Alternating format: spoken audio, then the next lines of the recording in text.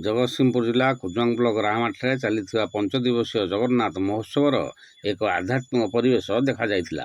एही महोत्सव में प्रत्येक हजार हजार श्रद्धालु भक्तों समागम होउछि।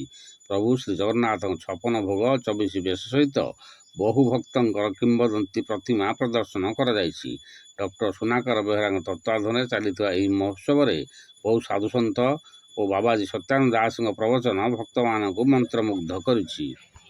यही सब दृश्य को देखापी आखपाख अंचल बहु लोक एठारे जगन्नाथंकर विभिन्न किंवदंती प्रतिमा एवं भक्त मान प्रतिमा श्री जगन्नाथ 56 भोग एवं 24 बेश देखा सहित से माने निज घर पाखे एभली दिव्य मूर्ति गुड़िक देखि निजक आत्मसंतोष मन करुछंती।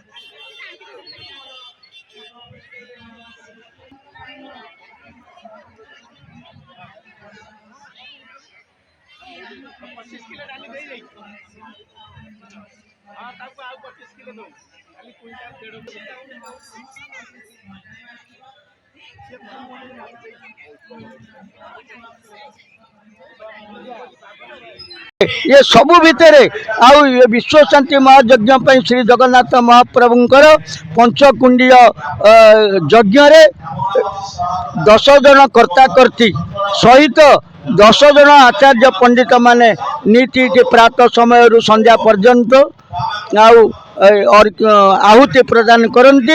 एतद भितर कई कार्यक्रम को आज तृतीय दिवस रे मु संक्षिप्त रे ये समस्त कथा लोक मानक पे भक्त मानक पे रखिली। पुणी आगामी काली आपण मानक सहित देखा संध्या रे। जय जगन्नाथ एवं समस्ते आमर धारावाहिक प्रवाचक जी श्री जगन्नाथ राष्ट्रीय प्रवाचक सत्यानंद दास महाराज अपन कथा शुणवे।